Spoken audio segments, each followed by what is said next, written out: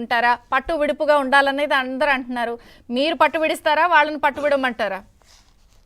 మేము పట్టు విడుపులతోటే వ్యవహరిస్తామమ్మా. మేము భేషజాలకు పోవట్లేదు. ప్రభుత్వం భేషజాలకు పోతుంది. మేము చెప్పినవన్నీ వాస్తవాలు అన్నారు, మీరు చెప్పినవన్నీ న్యాయం అన్నారు, ఈ కార్మికులు దేవుళ్ళు అన్నారు. కానీ మున్సిపల్ రంగంలో ఉన్న రెండు రకాల విభాగాల కార్మికులమై విభజించు పాలించు పద్ధతులు ఈ ప్రభుత్వం వ్యవహరిస్తాం. గతంలో కూడా పాలకులందరూ ఆ రకంగా వ్యవహరించారు. ఇంజనీరింగ్ కార్మికులు వేరు, పారిశుద్ధ్య కార్మికులు వేరు అన్నారు. నిజంగా పారిశుద్ధ్య కార్మికులు చేసే పని పారిశుద్ధ్య కార్మికులు చేస్తున్నారు. వాళ్ళు మా తల్లి కూడా చేయలేని పనులు చేస్తున్నారు. అదే సందర్భంలో ఇటువైపు ఉండేటువంటి మెకానికులు కానీ, లేకపోతే స్ట్రీట్ లైటింగ్ వాళ్ళు కానీ, వాటర్ సప్లై వాళ్ళు కానీ, వీళ్ళందరూ కూడా చేస్తున్నారు.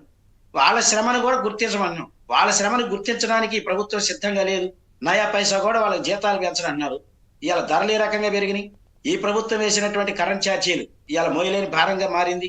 చెత్త పన్ను వేసారు ఈ కార్మికుల మీద కూడా. ఆర్టీసీ ఛార్జీలు పెరిగాయి. ఢిల్లీలో ఉన్నటువంటి మోడీ ప్రభుత్వం ఇద్దరు జంట కలిసి పెట్రోల్ ధరలు, డీజిల్ ధరలు పెంచారు, వంట గ్యాస్ ధరలు పెంచారు. ఇవాళ నూనె ధరలు ఏ రకంగా పెరిగాయి.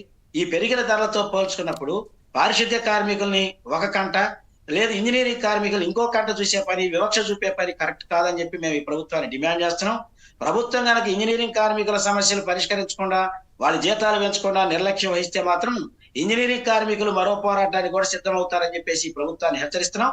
అందుకని ఇద్దరిని విభజించి పాలించే పద్ధతి కాదు, ఇద్దరికి సంబంధించిన న్యాయమైన అంటే కొంతమంది మళ్ళీ వచ్చారు అంతా ఓకే అయిపోయిందని ఒక మైండ్ గేమ్ లో కూడా వాళ్ళ మాధ్యమాల్లో మీడియాలో చూపిస్తున్నారు కదా, మీరు అన్నిటికీ ఒప్పేసుకున్నారని కొంతమందిని చూపించి. అమ్మా మేమైతే ఒప్పుకోవాలి. ఇంతవరకు మా మధ్య ఏ రకమైన అగ్రిమెంట్ జరగలేదు. మాకు ఇంతవరకు మినిట్స్ కాపీ ఇవ్వలేదు. జరిగిన చర్చలకి గతంలో మంత్రి గారు, అంతకుముందు ప్రిన్సిపల్ సెక్రటరీ గారు జరిపిన చర్చలకి ఇచ్చినటువంటి వాటికి ఇంతవరకు జీవోలు లేదు. కాబట్టి వాళ్ళ అనుయాయులు ఉన్నారు కొద్దిమంది, ప్రభుత్వానికి తాబేదారులుగా వంతపాడేటువంటి వాళ్ళు ఉన్నారు. ఆ వంతపాడే వాళ్ళతోటి మీడియాలో చెప్పించవచ్చు. కానీ మేము ఒకటే చెప్తున్నాం, అక్కడక్కడ కార్మిక సంఘాల మధ్య చిచ్చు పెట్టే పని కొంతమంది నాయకులు ఉండేవాళ్ళు చేస్తున్నారు. ఇంజనీరింగ్ కార్మికుల గురించి చర్చ జరగలేదన్నట్టుగా బయట ప్రచారం చేస్తున్నారు. ఇది తప్పు. ఇంజనీరింగ్ కార్మికుల గురించి కూడా మేము పట్టుబడతా ఉన్నాం. ఇంజనీరింగ్ కార్మికులు హెల్త్ అలవెన్స్ అడుగుతున్నాం. 2020లో కరోనా ఉన్న టైంలో ఆగస్టు 4వ తారీఖు మేము సిఐటి ఒంటరిగా సమ్మె చేసాం. ఆ రోజు ఒకరోజు సమ్మె చేస్తే ఆ రోజు విజయ్ కుమార్ గారు డిఎంఏ గారు ఇంజనీరింగ్ కార్మికులకు కూడా హెల్త్ అలవెన్స్ ఇవ్వాలని రికమెండేషన్ చేశారు. అర్థమైంది. చూద్దాం. అంటే చర్చలు ఉన్నాయి, మరి మీరు ప్లాన్ ఆఫ్ యాక్షన్ వాళ్ళు ఏం చెప్తారు జరిగేది చూద్దాం. గౌతమ్ గారు మీ కంక్లూడింగ్ ఇవ్వండి.